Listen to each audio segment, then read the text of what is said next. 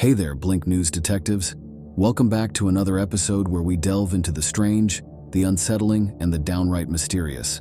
Tonight, we're taking a trip across the heartland of America, but we're not stopping at the postcard-perfect tourist destinations. We're venturing off the beaten path to 10 small American towns with dark secrets. These seemingly peaceful places hold a hidden narrative, a past they'd rather forget. From unexplained disappearances to chilling local legends, we'll be uncovering stories that will make you think twice about that quaint roadside diner or the charming local festival. Join us as we dig beneath the surface of these seemingly idyllic towns. What unsettling truths lurk beneath the friendly smiles and waving flags? Are these just small-town rumors, or is there a kernel of something darker at play? Buckle up, true crime enthusiasts and lovers of the unexplained, because Blink News is about to expose the 10 small American towns with dark secrets. 10. Sherman, Connecticut. Bob Gordon was a seemingly innocuous 71-year-old man living in this western Connecticut town, and then, in 2016, state troopers arrested him. Turns out, Gordon was actually one Robert Stackowitz, who'd been on the lam for a whopping 48 years after escaping prison down in Georgia.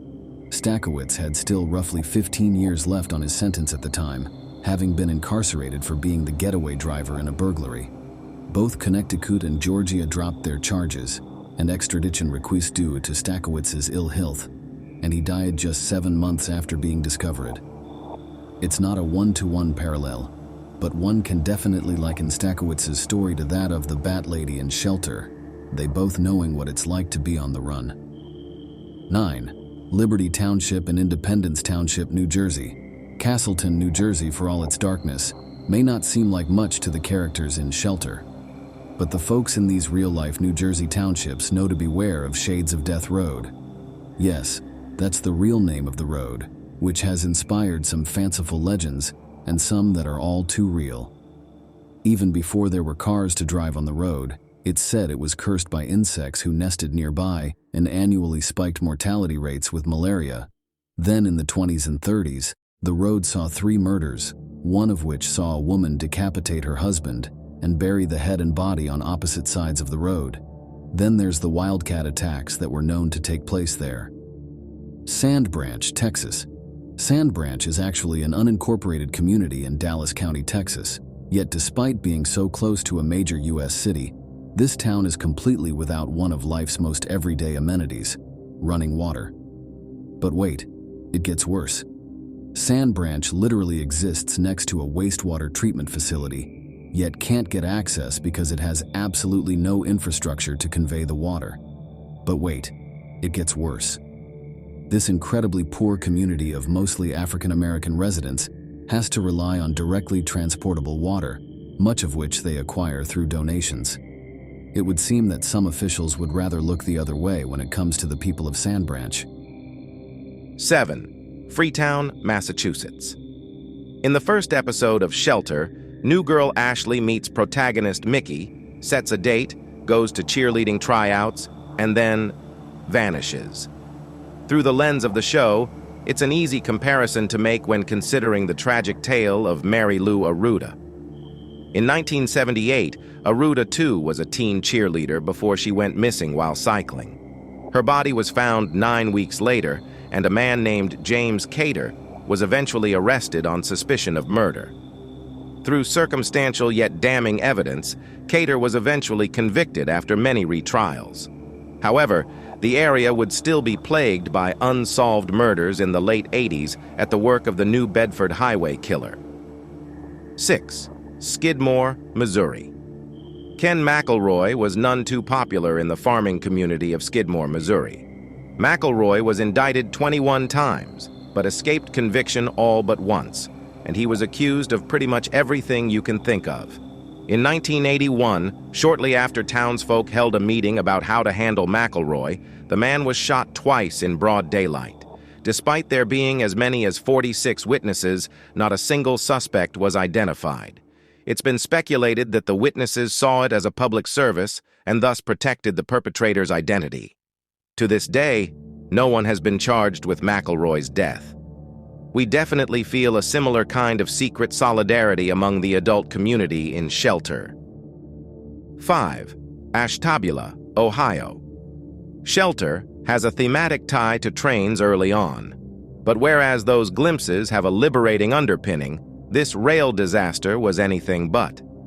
Back in 1876, there was a bridge spanning the Ashtabula River in the namesake Ohio town. But on the night of December 29th, disaster struck. As the Pacific Express passed over, the bridge collapsed. Only the lead car made it to the other side. The others plunged into the river below. Despite the water, a fire broke out when the passenger train's oil lanterns met the coal-fired heating stoves. Many who survived the fall perished in the flames. In total, 92 of the 160 aboard died that night. 4. Attica, New York. If there's one thing Attica, New York is known for, it's the correctional facility of the same name. By all accounts, the maximum security prison has housed some of the most notorious criminals in history, such David Berkowitz and Mark David Chapman. But the environment there reportedly isn't much better. In 1971, inmates took control of the compound in an effort to negotiate better conditions. The state eventually responded with force, leading to the deaths of 43, including 9 hostages. Today, the word Attica has endured in popular culture in reference to people seeking better treatment. 3. Burke, Idaho. Already, we can sense the residents of Castleton feeling unrest in Shelter, but hopefully things don't get as bad as what the town of Burke, Idaho endured in the late 19th century. Within just a few short years after the town's founding in 1887, Burke was devastated by an avalanche and a labor strike. Tensions between miners and the owners got so bad that a shootout occurred, inadvertently setting off dynamite and exploding a mill, killing 6 in the process. Martial law restored peace, but more misfortune was to come.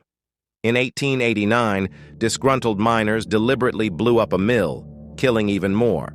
Couple that with 2 devastating fires, a flood, and another avalanche, and we can see why Burke is a ghost town today. 2. Centralia, Pennsylvania. Speaking of fires and ghost towns, Centralia, Pennsylvania has Burke beat by a long shot. That's because the Centralia mine fire has been burning since at least 1962. Yeah, has been, as in, is still burning. It's been disputed exactly how the fire started, but at some point, the abandoned underground coal mines were exposed to flame. After cleanup attempts failed and the conditions above ground worsened, residents were slowly forced to vacate. At one point, Centralia had a population of over 2,700. As of the 2020 census, it had 5. Castleton may be replete with shady characters and murder, but at least it isn't literally on fire. 1. Salem, Massachusetts. Shelter has a host of suspicious characters, as any one of them could be involved with the town's mystery. But at least the investigating protagonists don't have a literal witch hunt to deal with.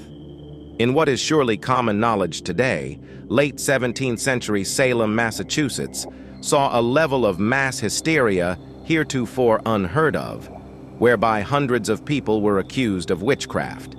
The motives for the claims are now known to be dubious, but this didn't stop upwards of 25 people dying, many of whom were executed, despite, obviously, not being actual witches. The debate of whether to embrace its witchy history or suppress it remains a subject of debate in Salem to this day.